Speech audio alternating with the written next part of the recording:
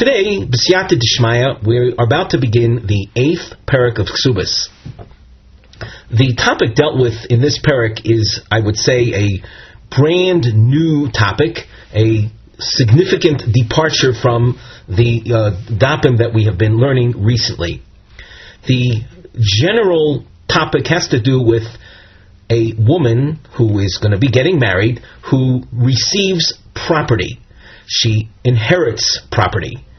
We will be concerned with 2 points in time as with regard to today's shiur, and that is, when did she acquire the properties?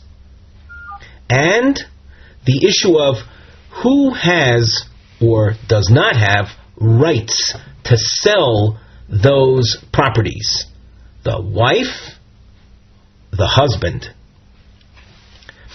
As we see this Mishnah, we have a topic heading and structural note that introduces this. On the side you can see Nosei Mivneh, and we also indicate Ad Sof Omid Beis. This topic will basically be keeping us busy until the end of the Gemara on Omid Beis. In other words, all of today's shiur, or the bulk of today's shiur, is going to be focused on this issue.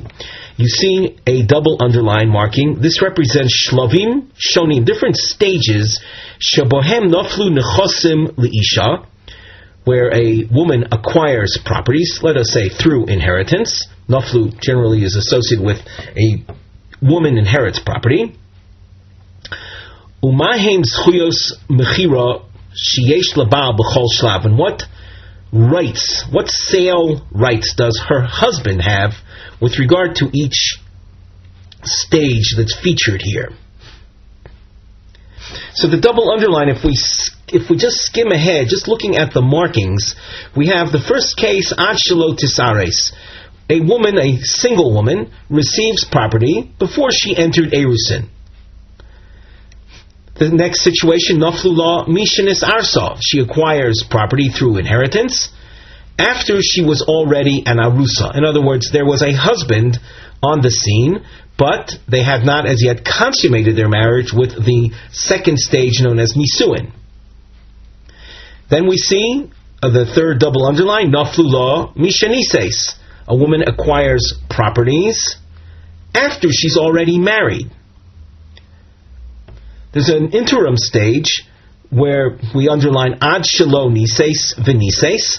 She acquires properties before she consummated her marriage, and then, while still holding on to those properties, she entered nisuin. In all of these cases, the issue, as we said before, is sale rights. Who has the rights to sell? We have included in this sugya a chart that is not complete. It's deliberately incomplete. It's for you to fill in as a means of reviewing the sugya.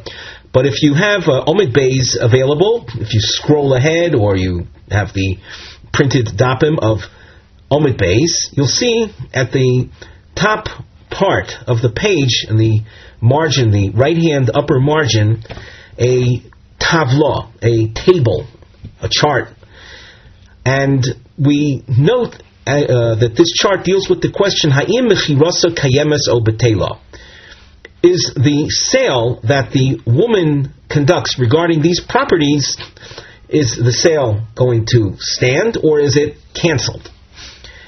Going across the top of this chart, you see the word nofal, the word mochra, and just for the sake of dealing with the allotted space, we abbreviate nofal is nun and mem is mechira.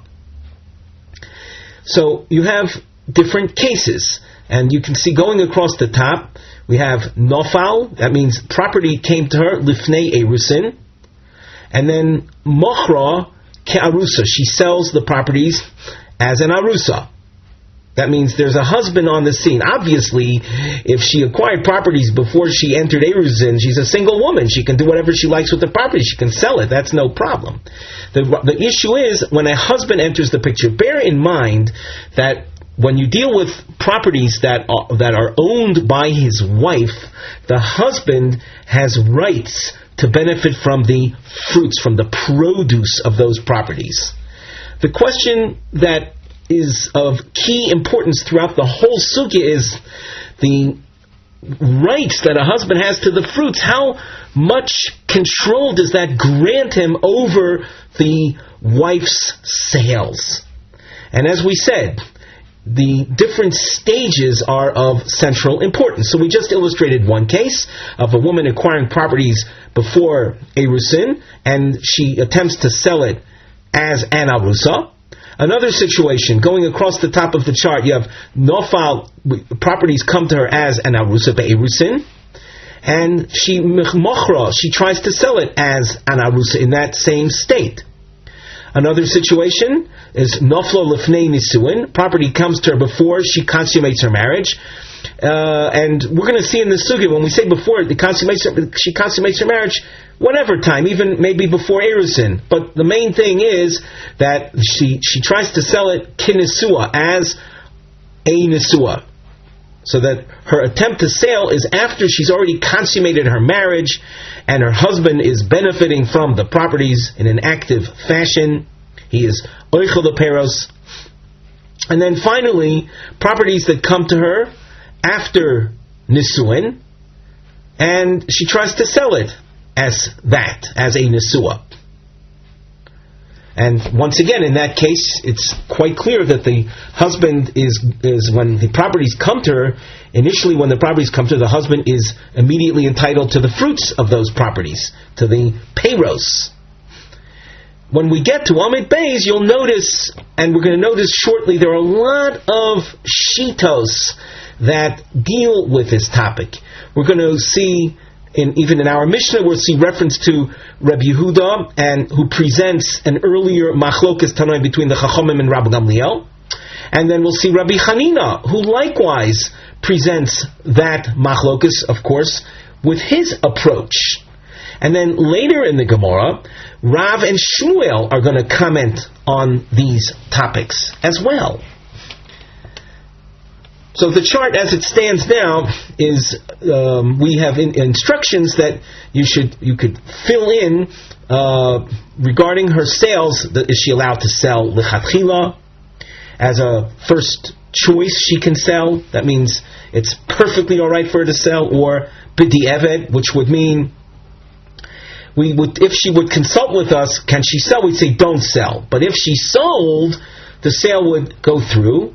Or shemechirasa betela, or another possibility is that her sale is botel, and that the husband would be able to go to the purchasers and say, "Hey, what were you buying those properties from my wife? I have first crack at it. In other words, I have primary rights to the property. You shouldn't have bought it." So now, with that overview in mind, I think that we've covered all of the different possibilities. Now, the Mishnah. The Mishnah at the top of Ayin Ches Amrav. Ha'isha shenoflu lo nechasim ad shelo tis'ares. A woman who inherited property before she entered Erusin, and Rashi adds, and then she became an arusa. Moidim beis Shammai ubeis Hillel shemocheres v'nosenes v'kayam. There is agreement in this case. Later we'll see an argument about another case. But there's agreement, since the property came to her before she was affiliated with a man, she was her own boss, so to speak. Everyone agrees that she can sell, mocheres v'nosenes, she can sell or give away the properties, and the deal stands. Naflu la mishenis arsa. Property came to the woman after she was already an arusa, she was already wedded to a man. And again, Erusin, as we've mentioned since the beginning of the Masechta, represents the first stage of the marriage, before the consummation of the marriage. But at this point, she is considered an Eishes Ish, and at that point, she inherits properties. Beis Shammai oimrim timkor. Beis Shammai says, go right ahead and sell as an arusa. Ubeis Hillel omrim lo timkor. We would tell her, do not sell. you have a husband here who is anticipating getting benefit from those fields. Elu v'elu modim shemoch v'nosno kayom.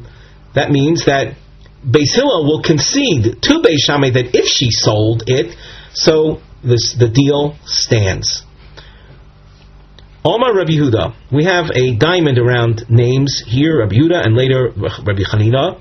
On the side of the Gemara, we have the diamond featured. Havlotis Rabbi Yehuda, Rabbi Chanina. Kol echad mevi girsoso b'machloikis hachachomim im Rabbi Gamliel.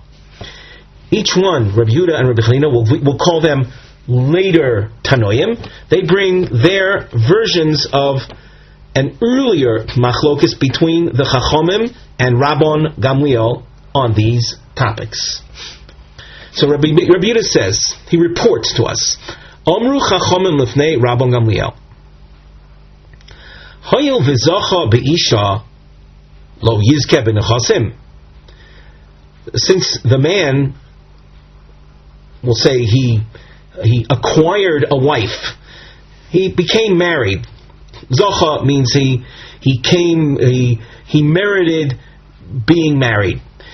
We'll use the word acquired because we're dealing with matters of commerce right now, even though to some sensitive ears that might rub some people the wrong way, but be that as it may, that's the term we'll use for right now. Since he acquired a wife, that's namely the arusa, should he not merit the acquisition of those properties? Rashi says on the third line from the top, Lo yizke b'nechasim b'gemor meforish ahei minayu kaimi. This Rashi is very important by way of introducing the Gemara later on, and here the Gemara the Rashi is explaining that we have to clarify what are the Chachomim referring to. When the Chachomim say that should he not have, we'll say, the upper hand, Rashi goes on, Alechatchilu de Beis Shammai, are they arguing with Beis Shammai's attitude or Beis Shammai's position that she's allowed to sell Lechatchila, she's allowed to sell as her own first choice, if she should want to, and the Chomer is saying, no, we don't like that idea that she can take the initiative to sell.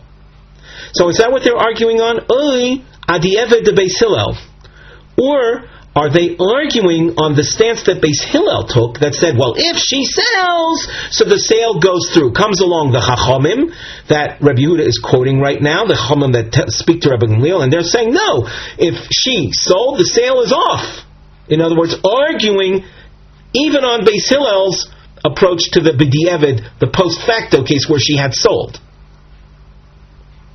So we see that the Chachomim saying to Rav Gamliel that a man who is zoiche to a wife and let's see, she acquires properties after she's already associated with a man, should the man not have rights to those properties?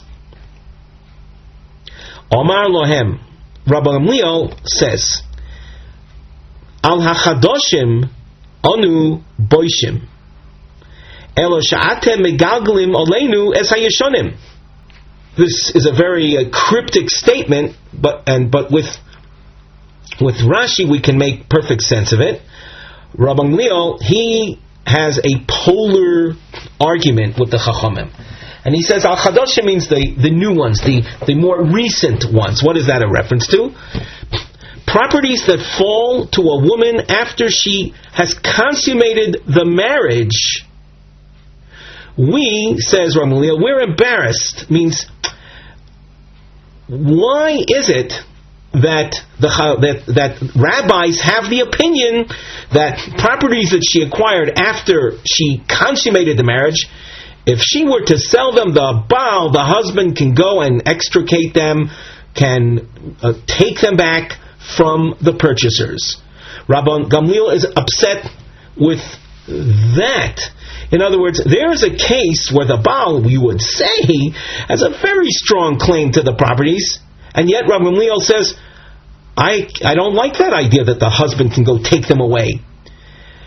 and now you, the Chachomim, are atem megagim aleinu. You're trying to give power to the husband in a case where he has even less strength. Megagim aleinu is a Yishanim. Yishanim is the older case, the earlier in time situation. What do we mean earlier in time? Properties that fell to her, not as a Nesua, but as she was merely an Arusa. She's more independent in our way of thinking at that point. It's true she's been married, but it's only the first stage of marriage. And you are trying to tell me that even those properties, the husband should be able to stop the sale? We continue. Naflu law mishanises. Properties fall to a woman after she gets married. Elu v'elu moidim she'mochra v'nosna, that if she sells those properties, shabal motzi miyad halekuchos, that the husband can take away the properties from the purchasers. I think it's reasonable to assume that where you see Elu Velu Modim, that's a reference to Beis Hillel and Beis Shammai that we saw earlier. This should not be let's say associated right now with Rabban Gamliel, because we saw Rabban Gamliel telling us just in the previous point, we saw him saying that regarding properties that fall to her after Nisuin, he couldn't understand why the husband should have a right to take away from the Lekuchos. So here, this point in the Mishnah was exactly that case, and you see there's agreement that the husband can take away from the Lekuchos. So that's not Rabban Gamliel, but it is then the presentation, we'll say, of Beis Shammai and Beis Hillel. Ad shelo niseis v'niseis.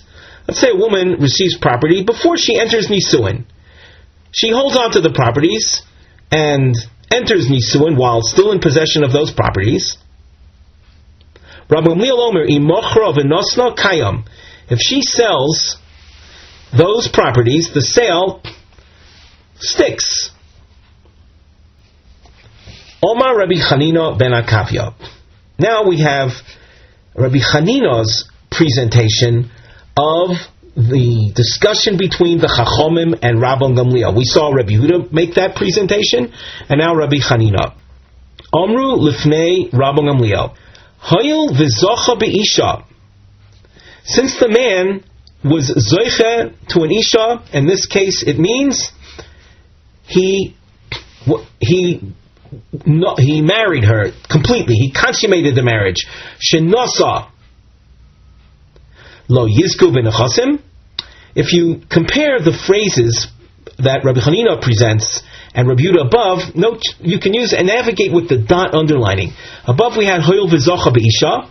There, v'zocha be'isha, and of course we were using Rashi all along.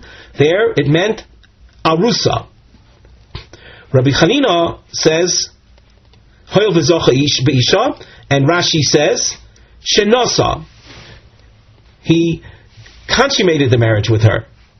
So Rabbi Chanina says that if a man consummated marriage with a woman that was holding on to properties that she had inherited, lo yizke b'nechasim, should he not be entitled to be in control of those properties? So this is the Chachomim addressing Rabbi Gamliel, who had said, oh no, her sale is good, she's allowed to. The Chachomim say, what do you mean? The woman is under the framework of a consummated marriage. How can she go and sell the properties?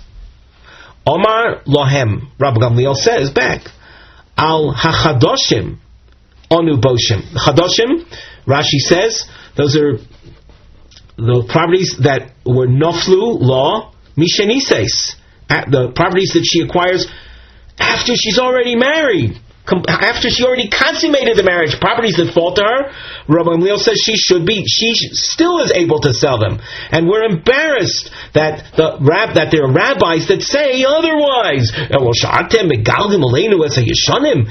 you're trying to say that the husband should have control even over those properties that fell to her before the Nisuin. Just to review that again. All through Rabbi Gamliel's eyes, Rabbi Gamliel is of the feeling that properties, no matter when it falls to the women, even if it falls to the woman after she's in a Nisua, she still has control over the sales. And he says, and you're trying to say that when the woman has even a stronger claim to the property, namely properties that fell to her before Nisuin, even those the husband should have control over. Rabban Shimon cholek bein nechosim lenechosim. Rabbi Shimon makes a distinction between different kinds of properties.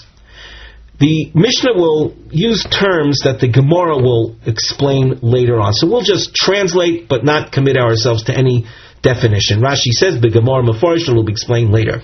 Nechosim hayeduim lebal loy timkor. V'imochra v'nosna botel. Properties that are known to the husband, the wife should not sell them, and if she does, the sale is void. She'enon yeduim lepal, properties that are not known to him, lo timkor v'imochra v'nosna kayem. Again, lechatchila she should not sell them, but if she does, the sale sticks. The Gemara deals with the beginning halachas of the Mishnah. Before we learn the text itself, we have on the side a nosei mivneh heading, because in this Gemara you'll notice a trapezoid or volcano shape. These represent shuvos la she'elah. These are going to be answers to the opening question, my shna reisha de lo pligi. Why in the reisha of the Mishnah we see modim beishamei beisel, there's agreement. There's agreement concerning the case of a woman selling the properties mentioned there, and bear in mind she's selling them after she's an arusa. The seifa, the pligi, and in the seifa, meaning the second case of the Mishnah, also features her selling them as an arusa, and there they argue.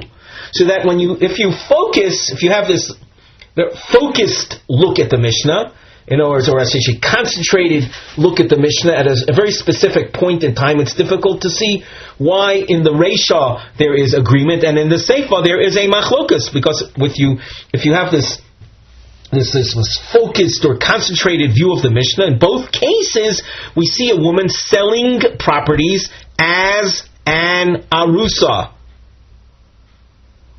The Gemara, my shna Reisha Delo pligi. What's different about the Reisha? Now, the Reisha was a case where properties came to the woman while she was still a single woman, and then she entered Erusin, holding on to those properties, and then sold them. And over there, in that case, there was agreement between Beis Shammai and Beis Hillel that she is allowed to sell those properties. Umayshna Seifa, the pligi means, in the Seifa, that's a reference to properties that came to the woman after she entered Erusin and sold them as an arusa. And there you see Beis Shammai and Beis Hillel arguing.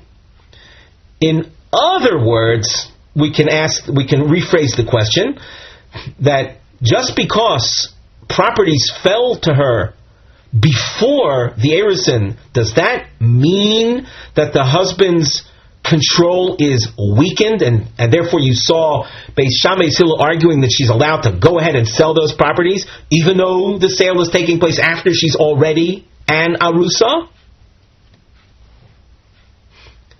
The Gemara answers, Amri debei Rabbi Yanai. Reisha, in the first case, bizichusa naflu. The properties came to her when she was alone. She was in total control. Rashi says, "B'schusa naflu adayin lo hoya zakai b'shela v'lo bo elo hi atzma." At that point, it came to her when the husband had no claims on things she owned, nor any claims on the woman herself. She was a single woman. She was alone. And that's what gives her greater power in that case, even though the sale takes place after she's already an arusa. Seifa bizchuso naflu. In the second case of the Mishnah, the properties came to her after he already had, we'll say, rights to her and her properties. The Gemara asks, in bizchuso naflu, if that's how you're describing the second case, namely naflu mishinisarsa, that it came to her when he already had rights or control or a say in the matter. So ki mochra v'nosna mai kayam. Why then, if she conducts the sale, does the sale stick? Does it have staying power? What happened to the power of the husband? Ella, rather, Reisha vadai bizchusa naflu. As far as the Reisha is concerned, just like we said before, things are very clear. It fell to her when she was in total control. She was alone. She had complete control over herself and whatever properties she had. She was alone at the time it came to her. Seifa, in the second case, when we are describing properties coming to a woman who is an arusa, what does arusa really mean as far as husband's presence here? Eimar bizchusa, eimar bizchuso. It's another way of saying that the status of erusin is something that is, there's a suffix. Rashi says, Eimar bizchuso, the erusin oises suffix nisuen. Erusin creates a possible nisuin status. What do we mean by that? Shemo tavo lidei nisuin, shemo lo tavo. Who knows? That they might not come to consummate their marriage. Maybe they will. It's an unclear. It's a stage of lack of clarity. So the result of that is l'chadchilo lo timkar.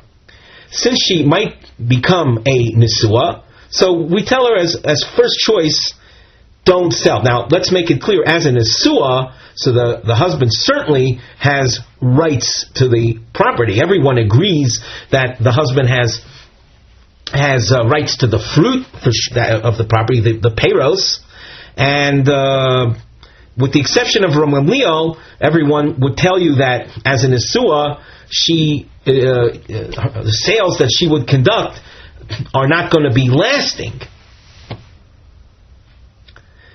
Therefore, in the erusin stage, we say, as a first choice, because you might come to become a nisua, you shouldn't sell those properties. However, im mochra v'nosna kayam, if while still an arusa she did sell the properties, the sale sticks. Omer Rav Yehuda, Omru Lifnei Rabban Gamliel. The Chachomim said to Rav Gamliel, and here the Gemara asks the question that we introduced much earlier in the Rashi. Ibaya laho. Rabbi Yehuda alechatchila o adievet. Now it says Rabbi Yehuda, but bear in mind Rabbi Yehuda is only a moderator, so it really means the Chachomim as presented by Rabbi Yehuda, the Chachomim who spoke up to Rav Gamliel, and through their comment they were giving strength to the husband. They said, well, since he was Zeichen a woman, should he not be Zeichen those properties? So Rabbi Yehuda, in presenting the Chachamim, are they taking issue with Alechatchila, namely Beis Shammai in the Mishnah said she can sell as a first choice. And the Chacham are saying, no, since the husband is Zeichen the woman, should he not be Zeichen the Nechosim, at least to create a situation that we wouldn't tell the woman, go ahead and sell? Adi Eved. Or are the Chacham coming to take issue with the agreement of Beis Hillel to Beis Shammai, that properties that fall to the woman after Erusin Beis Hillel agreed with Beis Shammai that if she sells those properties as an arusa, the deal sticks. And the Chachomim that Rabbi Yehuda is quoting say no. Even in that case, where even though Beis Hillel agreed with Beis Shammai, we disagree with that. Namely, that what they said, that the deal sticks, we say no, the deal should be canceled. So once again, what exactly do the Chachomim hold? The Chachomim that Rabbi Yehuda presents. We continue out the top of Omid Beis, Ta Shma, and from this source it will be clear. Desanya, Amar Rabbi Yehuda, Amru Lifnei Rabbi Gamliel. The Chachomim said to Rabbi Gamliel, Hayol V'zu ishto, since a Nisua is his wife, and an Arusa is his wife. Ma zu michra batel, just like with regard to properties that come to a woman after her Nisuin, if she tries to sell them, the deal is off, the deal is cancelled, the husband can take the properties away from the purchasers. Avzu michra batel. So too, the case of properties coming to a woman as an Arusa, if she should try to sell them, it's off. So we underline Avzu Michra Botel, meaning the deal is off. That means, like the second possibility that we presented, that the Chachomim of Rabbi Yehuda are coming to take issue with even the B'di'evet case where Beis Hillel was willing to concede that the deal would stand. No, the deal, according to the Chachomim, is Botel. Omar Lahem, Rabbi Gamliel responds to the Rabbanan, that which you said, that properties that come to her after Nisuin, her sale should be void, I disagree. And you're trying to argue that even in cases where the property came to her as an arusa, and she sells it, the deal is off. How could that be? Shma mina. From this presentation, from this brisa we see, the Eved Komar Shma Mina, that the Chachomim presented by Rabbi Yehuda are arguing even on the Eved level.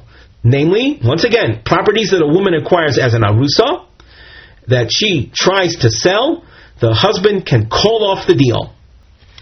We continue in the Gemara, relying on the extensive introduction that we gave to our Gemara, with here a brisa that features Rabbi Hanina ben Akavia. We saw him in the Mishnah, and he came to argue with Rabbi Yehuda's presentation.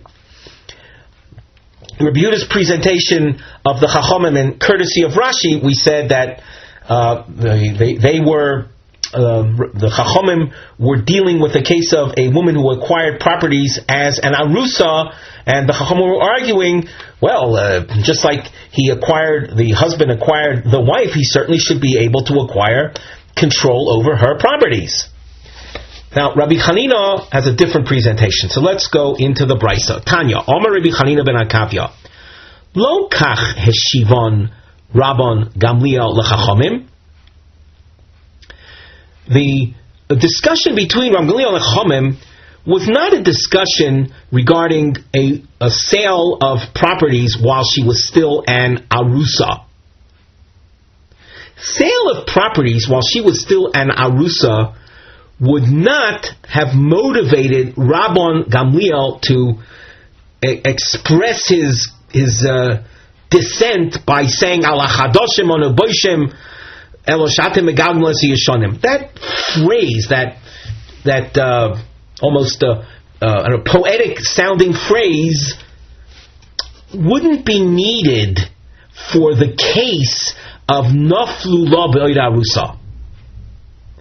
Now, in a case, so then elokach heshivan. Rather, in the case of naflu la be'oida arusa, where Rabbi Gamliel disagrees with the Chachomim, he would disagree thusly. He would say, lo, I disagree with you. Im amartem b'nesua. Now, we should just point out that the Chachomim had originally argued by comparing the Arusa to the Nesua. Namely, properties that fell to the Nesua, the deal is off, so properties that fall to the Arusa, the deal is off. So, with regard to that argument, Rabbi Gamliel would say back as follows: Loi, im amartem b'nesua, if you say that her sale done as a nesua is cancelled, shekain bailo zakai b'mitziyasa v'maisiyodeo u'ba'foras nadareha. When you're dealing with a nesua, I can see, Rabbi Gamliel says to the I can see your point of view, because the Baal has a lot of other control factors. He acquires her found objects. He acquires her income, her work production. He has control over her vows. He can absolve her vows. So where a husband has so much control, so much input and control with regard to his wife, fine. If you want to say that the sales that as an asur that she conducts, he can cancel them. However, Tomu Barusa, should you say the same thing with regard to an Arusa? She'ein bailo zakai lo b'metziasa v'lo b'maisiyodeh v'lo b'foras nedareh. The Baal has very little control over his wife in the Arusa stage. He does not acquire her found articles. He does not get her income. He cannot void her vows. And as a result of that lack of husband control, he should not be able to cancel her sales. So on a purely logical basis, Rav Gamliel tells the Chachamim that there's no way that if she conducts a sale as an arusa, that the husband should be able to cancel her deal. Omru lo. So the Chachamim said, Rebbe. They said, Rebbe, they're addressing Rabbi Gamliel. Mochra ad shelo nises. It's very, very terse. But the Chachamim say, okay, you are making a strong point with regard to sales that she conducts while still an arusa. Because while still an arusa, the husband has no control over her. Nises v'achar kach mochra mahu. What about a case of a woman who acquired properties before nisuin, held on to the properties, consummated her marriage, entered nisuin, and then sells the properties? What are you going to say then? Because at this point, you have a husband that has control over many of her aspects, as Rabbi Gamliel himself acknowledged. Omar Lahu, Rabbi Gamliel, who is, as you get the feeling, I'm sure, he gives a great deal of power to the woman. So, even here, he says, Omar Lahu, he said to the Chachamim, Afzu, Mocheres v'noizenes v'kayam. He says, even in this case, she has the rights to sell the property. And this language, by the way, would indicate she has rights lichatchila to sell her properties. Amrulo, they said to Gamliel, Hoyel v'zocha b'isha lo yizke b'nechasim. I don't understand your position, they say to him. He's been zoich b'isha means he's acquired a woman. Meaning he has rights to her found articles, to her maisiyodayim, to absolve her vows. Should he not also acquire her properties? What business does she have selling properties that he should be considered the controller of? Omar lohem. So here Rabbi Gamliel says, Al hachadoshim anu boishim. Regarding properties that come to her after she's already a nesua, we're embarrassed to say that the deal is off. In other words, as far as I'm concerned, Rabbi Gamliel says, even those properties that fell at such a late stage in the game, she still has control. And you're trying to tell me that the husband should have control even of properties that came to her before the nisuin? Just to go over that last point. My position is that even properties that came to her after she was, like, we'll say, subservient to the husband, she still has control over those sales. All the more so, properties that came to her before the husband had control, even though she entered Nisuin and then sold it, all the more so, the sale should be off. So with that, you can see an elaborate explanation of Rabbi Chanina ben Akavya as he features the give and take between the Chachomim and Rabbi Gamliel, which is a different presentation than that of Rabbi Yehuda. If you know, just to go over that fine point, there was that expression, this dramatic expression of Rabbi Gamliel, ala chadoshim anu boishim el shatim megamas hayishanim. What was that referring to? What was chadoshim referring to? According to Rabbi Yehuda, that was referring to properties that, I should say, let me be a little more accurate. The Yeshonim case, what was that referring to? According to Rabbi Yehuda, Yeshonim that Rav Gamliel was referring to were properties that came to her as an arusa, and that she sold as an arusa. According to Rabbi Chanina ben Gamliel, the Yeshonim is a reference to properties that came to her before Nisuin and sold after Nisuin. Okay, so if you want to really pinpoint it, the Rabbi Yehuda version of Rav Gamliel has her selling those properties, the Yeshonim properties, as still an arusa. According to Rabbi Chanina ben Akavya, he has her selling those properties after she's already a Nisua. The Gemara asks, V'ho anan tanan.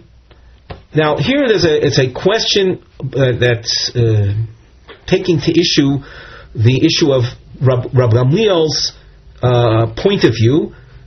What did Rav Gamliel say regarding her sales? Is it a sale she's allowed to make lichatchila or only b'di'evet, as a first choice, or only post facto?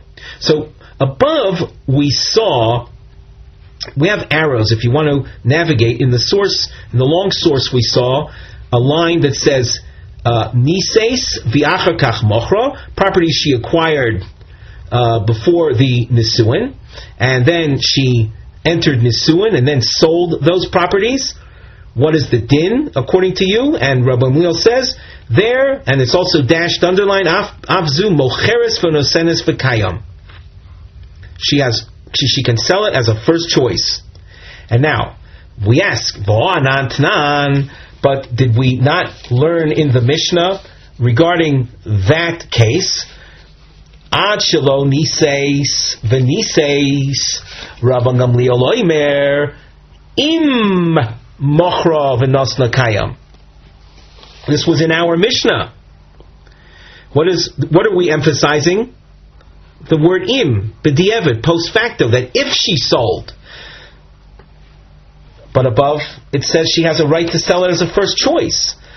Omer Rav Zvid Tni. Rav Zvid says that in the source above, you should restate it. Excuse me. In the Mishnah should be restated without the im, but rather mocheres v'nosenes kayam. We've changed the language of the Mishnah to create present the real feeling of Rav Gamliel. She has a right to sell as a first choice. Rav Papa Omar lo kashya. Rav Papa says there isn't any problem over here. Our Mishnah presented Rav Gamliel as saying that in that case the sale is good only b'di'evet. Again, it's a sale after Nisuin. Yeah, that's Rabbi Yehuda li Gamliel. That's Rabbi Yehuda's presentation of Rav Gamliel. And the brisa above was Rabbi Chanina ben Akavya's ali Rabbi Gamliel. There it was beferish. You saw the brisa was brought in by him. That's his version of Rabbi Gamliel.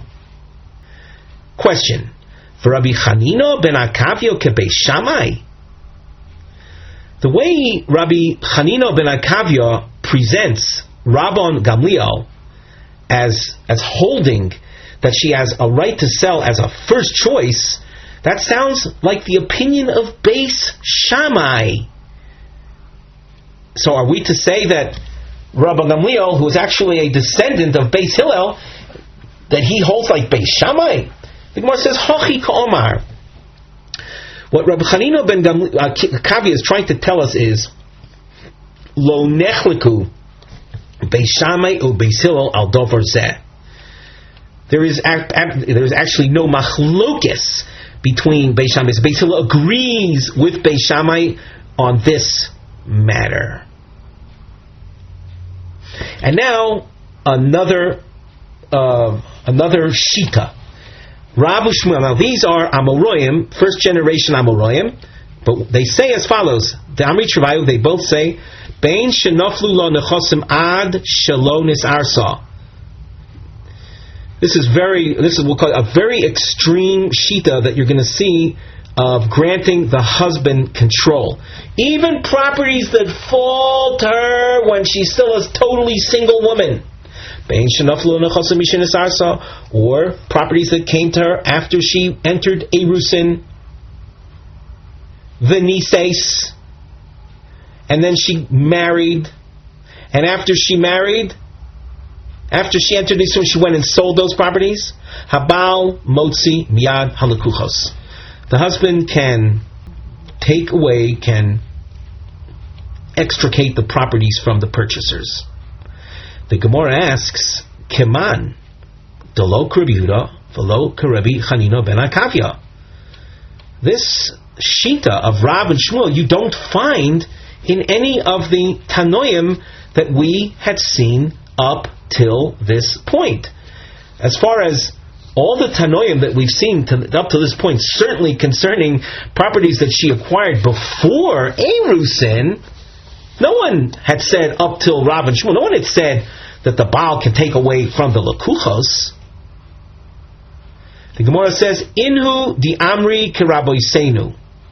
Rav and Shmuel are based on another Tanaic school, the Rabosenu. Desanya, Rabosenu chozru v'nimnu, the rabbis reconsidered the topic and they resolved Bein shenoflu la shalotisaris, bein shenoflu la mishnisarsa v'nises, and then sold habal motzi miyad halakuchos. So there you can see a Tanaic source, and if you look at the dashed underlining, you see how it's the same as Rav Ushmuel. We continue in the Gemara with a new point. Mishenises elu v'elu moedim. If properties came to a woman, she inherited properties after Nisuin, and she sold those properties. The Baal can take them away from the purchasers. The Gemara asks a question, it lasts a few lines, and it'll also be a point of review. We've learned this earlier in the Masechta. Leima tanina letakonas usha. Let us say that our Mishnah would be a Tanaic source for the enactments in Usha. Usha was a community in which rabbinic enactments had been made. In the town of Usha, they enacted a woman who sold off nichsei mulug. Those are properties which are technically speaking owned by the woman. She brings these properties into the marriage. They're owned by the woman, and the husband has rights to benefit from the produce. If a woman sold those properties while her husband was alive, and then she died, leaving a husband widower, habal motzi miyad halakuchos. Notice we dashed underline habal motzi miyad halakuchos, and we have our Tanaic source, our Mishnah that says a woman that sells properties after she's married, the Baal is motzi miyad halakuchos. So we have our Mishnah then would seem to be a basis for the takonas usha. If you recall, much earlier in the Masechta when we were dealing with takonas usha, the Gemara was questioning whether those takonas are binding lahaloch or not. Now, if you say that the takonas usha regarding this particular enactment is backed up by the Mishnah, that would give it a great deal of halachic strength. The Gemara says no. This Mishnah does not reflect the takonas usha. What's the difference? Masnisen bechayeho uleperos. The Mishnah that speaks about the Baal taking away from the Lekuchos is not a reference to a case where the wife died. The wife is still alive, and she had sold the properties, And those properties were properties that he was entitled to benefit from the peiros. So the Baal goes to the Lekuchos and says, what did you buy the properties for? How could you buy those properties? I'm benefiting from the fruits, the peiros. So as far as the Mishnah is concerned, all that happens is that after the wife sells the properties, and she remains alive, and the husband is there, he goes to the purchaser, says, give me back the properties. However, or I should say, when the woman dies, the properties will go back to the purchasers. Even if she dies in his lifetime, in the husband's lifetime, the husband does not inherit, according to the Mishnah. Takonos Usha went a step further. Takonos Usha is begufa shel karka ulachar misa. The husband takes away the properties, according to Takonos Usha, he's taking away the property itself, not just the fruits. He's taking away the properties, and his retention of the properties will be so even after the wife dies. So that the Takonos Usha goes further than that which the Mishnah was trying to teach. Hence, to say that our Mishnah is support for Takonos Usha, that we cannot say. Rabbi Shimon cholek bein nechosim. There are nechosim that her sale stands, and there are nechosim that her sale will not stand. Rabbi Shimon in the Mishnah made a distinction between nechosim yeduim versus nechosim sheinam yeduim. We ask, Elu hein yeduim ve'elu hein sheinam yeduim. What is meant by those that are known and those that are not known? This then becomes the topic of discussion right now. On the side of the Gemara we have the nosei shitas Rabbi Shimon shemachalik bein nechosim yeduim nechosim sheinam yeduim. So what is meant by that? So we have two approaches. Number one, Amar Rabbi Yossi Rabbi Chanina, Yeduim is mekarkoi. The term that Yeduim means land, and She'enon Yeduim means metaltalin, portables. Rabbi Yochanan is going to disagree, and he's going to say both land and portables are called Yeduim, and those things the woman should have no right to sell. But before we go into that, we take a look at Rashi. Yeduin mekarkoi. Very fascinating thing Rashi says here. He says, "V'almanas oisun nechosim nos'a lefikach michra botel shoyemetzape shetipo la oisu yerusha." This might sound I don't know if you want to say it sounds contemporary, it sounds coarse, or certainly it sounds very far from, we'll call a romantic relationship. There's a man that took note of a woman that had some, let's say, very wealthy relatives. And this man knew that she was an heiress to be of those properties. She had not yet inherited them because the benefactor was still alive. But the husband had his eyes on that particular benefactor passing away, and then the woman inheriting those properties. And as Rashi explains, when you're dealing with land, that's what she would inherit. So he married her in anticipation of her inheriting those properties. So therefore, since the whole marriage is based on his eyeballs rolling around with the picture of that property, with that real estate in mind, that is something she cannot sell. The Tosfos Rid has another twist to this. The significance of mekarkoi, it's real estate. It's not something she could, let us say, hide. That she could, by its very nature, it's there. It's not something she could hide from her husband. So his mind is on those properties. However, when it comes to portables, something she could hide, it could conveniently get lost, so to speak. The husband doesn't rely on them, doesn't think about them. He puts them out of his mind. Therefore, since it's not really on his mind, if the wife sells portables that she inherited, those sales will stand. So now we go back to the Gemara text. Rabbi Yochanan says, Eilu ve'elu yeduim heim. Whether it's land or even portables, they are considered yeduim. They're considered known to the husband, and therefore she has no right to sell them. Ve'elu hein she'enon yeduim. These are the einon yeduim that the Tana Rabbi Shimon was referring to. That if she were to sell them, the sale stands. Kol sheyesheves kan v'naflu lo nechosim b'medinas hayam. These are properties that she lives here, and the benefactor lived abroad. In other words, they came to her at a faraway location. Tanyo nami hachi. Elu hein she'enon yedum. A brisa that supports Rabbi Yochanan.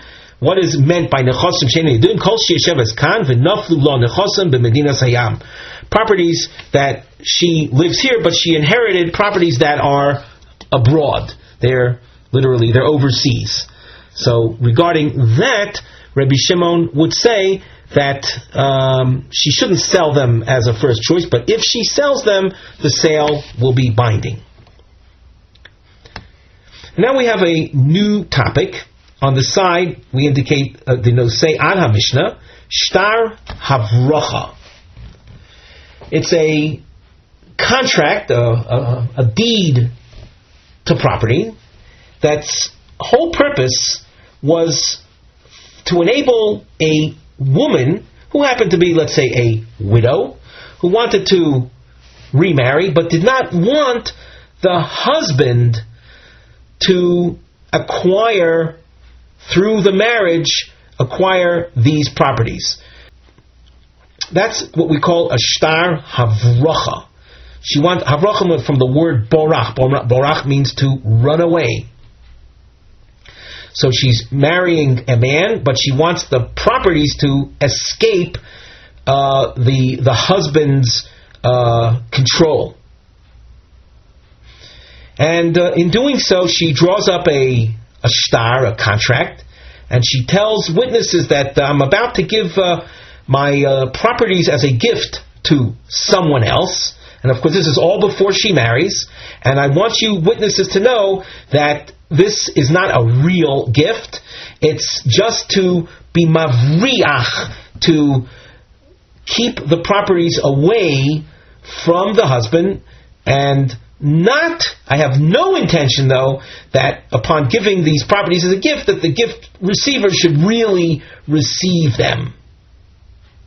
And for practical purposes, if the second husband, let us say, dies, so she will get if he dies or that second husband divorces her, the woman will get her properties back. The Gemara. Hahi Itzah. Itzah is a woman. There was a woman. She was an almana. She was a widow that was anticipating a second marriage. The bayo de tavrachinu lenichsa migavra, who wanted to keep her properties away from the second husband. And she would do this by giving them as a nominal gift to her daughter, but not that the daughter should really become the owner. So kas v'sinhu lebarta, she wrote it over she wrote a deed to the properties over to her daughter, and told witnesses that what I'm doing now is not a serious gesture. It's just to keep them away from my new husband. In Siva, she then, after preparing this shtar havrocha, the woman then in Siva, she married the new husband. Ve'igrisha, and she was then subsequently divorced. The Gemara continues at the top of Daf Ayin Tes. Asoi lekamei de Rav Nachman. The mother approaches Rav Nachman in the expectation of his facilitating her receiving her properties back from the daughter. And the daughter, apparently she had her own ideas. The daughter whipped out the shtar matana, the deed that indicated she received the properties as a gift. So you see tension here between mother claiming the properties from the daughter and the daughter being recalcitrant. Kar'ei Rav Nachman l'shtara. Rav Nachman ripped up that shtar matana. In other words, the lady gets her property back. Omerle Ozal Rav Anan the Kamei Demar Ukva. There's a sense of deja vu maybe over here. Rav Anan going to Rav Mar Ukva is something we saw back on Daf Samach Tes. So here we again, 10 Daf later, Rav Anan goes to Rav Mar Ukva. Omerle, Rav Anan complains and he says, Chazi mor Nachman Chakla Hechi Mikra Shtori Deinchi. A very derogatory description or reference to Rav Nachman. He calls him Rav Nachman the farmer. Now, Chakla, there's nothing negative about being a farmer. Don't get me wrong, but it's in this context. Rashi says Chakla Eino Boki Bedinin. He's someone. Chakla would be someone who is not knowledgeable, certainly not expert in law. So he says, look at this novice. Rav Anan says regarding Rav Nachman the novice, look how he tears up legal documents of people. Omar Lei, Marukfa says, Amoli, easy, Gufa diufta, Hechi have. Tell me exactly what were the details. That you're coming in screaming that Rav Nachman tears up legal documents. Well, what exactly happened there? Omerle, hachi bachi ave. So Rav Anan tells him the whole story like we already saw. Omerle, so Mar Ukva says, Shtar Mavrachas Klamris. Are you referring to the Shtar Mavrachas, the document designed to deprive a husband of owning property, and only on those grounds the property was given to the daughter? Hachi Omar Rav Chaniloi Bar Idi Omar Shmuel. Thusly, Shmuel rules. Shmuel says, Moira Hayroani, I am a legal decisor. I've been given rishus by the head of the Jewish people, the Reish Galusa, to issue rulings. Im Yovoi Shtar Mavrachas Liodi. If I should ever encounter a deed or a document, a contract like the one above, like where the and the receiver of that shtar wants to maintain possession of those properties, I'll tear it up. Just like Rav Nachman. Omar le Rava le Rav Nachman. Rava asks Rav Nachman on like how is it that in this particular case of the almona getting remarried and prior to that assigning her properties to her daughter, I want to emphasize to her daughter, are you saying that it's a joke? It's true that a shtar mavrachas, as far as granting ownership to the receiver, is a joke. Granted that, but it's limited. He says, Taimomai, why does Shmuel say that I'll tear it up? Very simply, the lo shovik inish nafshe v'yoev lachrin. A person would not deprive himself in favor of giving it to someone else. A person cares about himself more than a person has to be concerned with himself more than others. So that concept of lo shovik inish nafshe, a person wouldn't abandon himself and give to others. Hanimini lachri, that's when you're dealing with outsiders. Aval lebarta yahiva, when it comes to a mother and a daughter, wow, mother-daughter relationship, how much literature has been written over that topic. Mother, how fond she is, how connected she is, how caring she is of her daughter. So there, if she's giving the shtar, what we call a shtar mavrachas, to her daughter, that's a real gift. Surprise! Even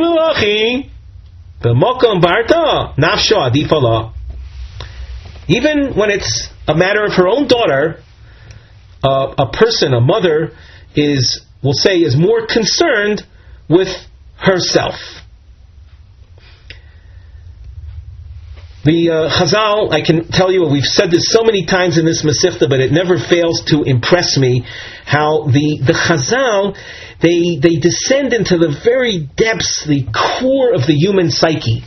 And especially when it comes to matters of money, the Chazal are only too well aware of the inner makeup of a person, and that's why it's so important to learn the Shas, all of the Shas, and in doing so you reveal the inner workings of the human being, and with that one is then so much better equipped to deal with life's realities.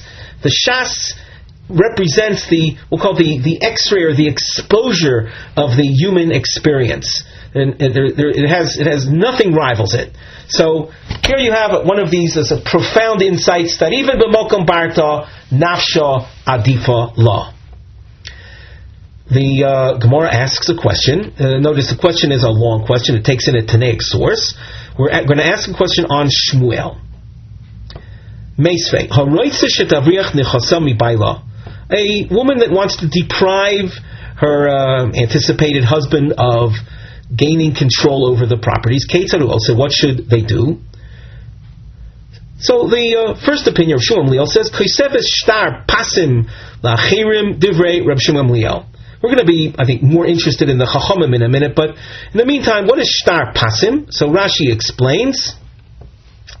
Rashi that we're looking at is almost across from here, a line or two up. Shtar pasim, shtar piyusim. Piyusim, like the word in English, appease. She mefaisoso lekabel matonazu, where the owner of the property appeals to a friend to accept this as a gift. Lafkias chuspaila kedmisuin v'lo sheyiske mekabel zebohem.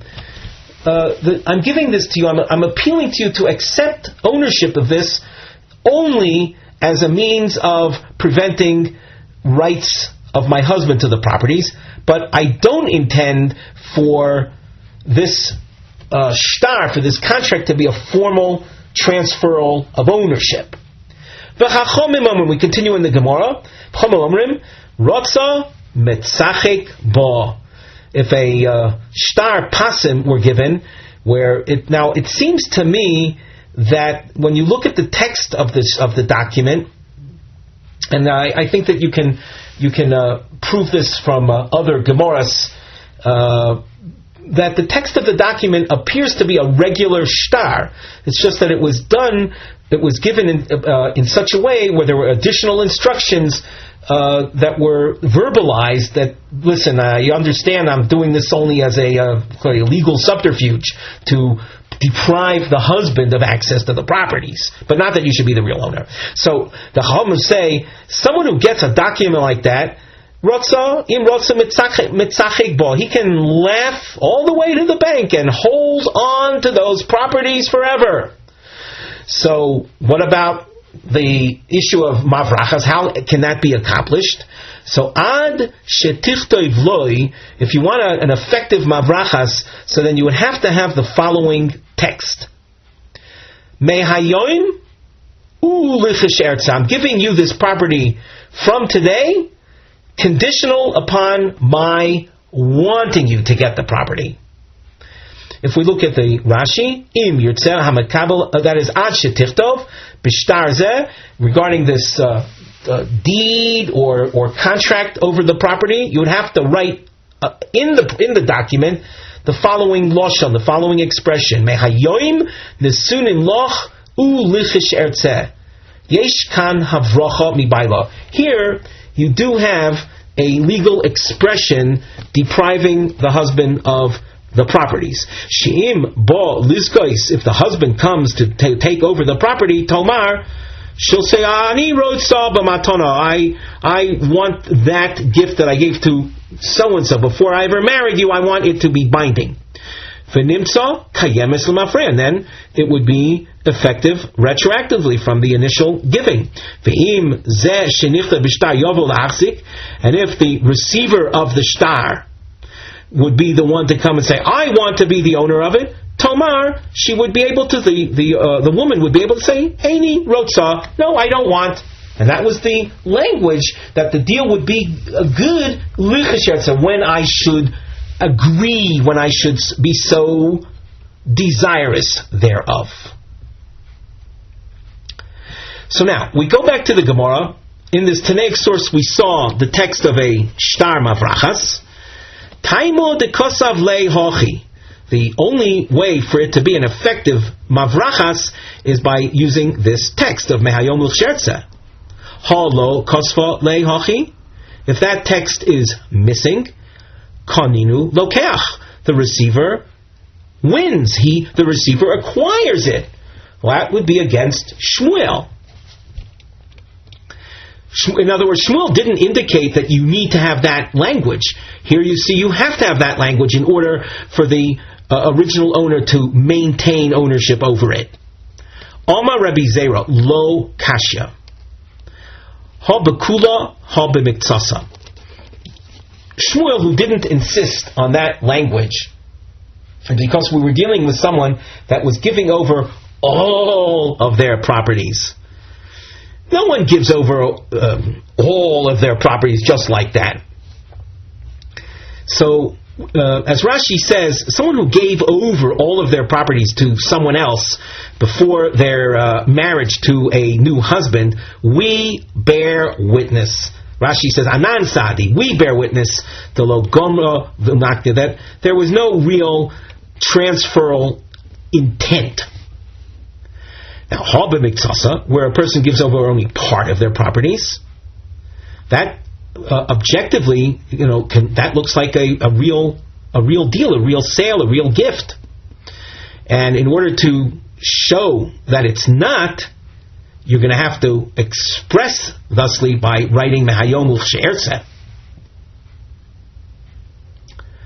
The Gemara asks, according to Shmuel, if a woman writes over all of the properties, so the receiver doesn't really get it. So v'i lo kanini lo keach, if the receiver doesn't really get it, when you write over all of your properties, nikninu baal, so let the husband, in fact, acquire them.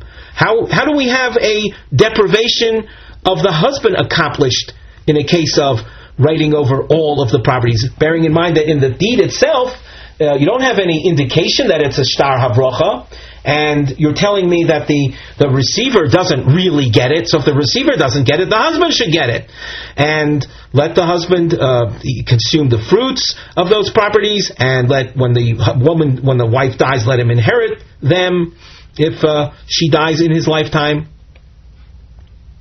And yet, we don't. It doesn't seem to be like that. It seems that the property remains outside the control of the husband. How is that? Omar Abaye, as-sa'um, legally speaking, we're viewing these properties kinechosim she'ein yeduim lebal v'aliba de Rabbi Shimon. The properties here in this havrocha case are granted the status of property that are not known to the husband, as per the teaching of Rabbi Shimon. And Rashi says, "Kinechosim she'enon yeduim, shrei almanas she'enon shelo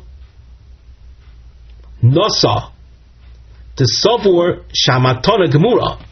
In a case, what Rashi just described is the havrocha case, where the woman had given her properties as a gift to someone else, and then she married the husband. So when he married her, he was doing so on the assumption that, as Rashi says, almanas she'enon shelo, thinking that the properties were really not hers. And he married her thinking that the properties were really not hers. Therefore, there's no reason for us to give the Baal any privileges to those properties during their marriage.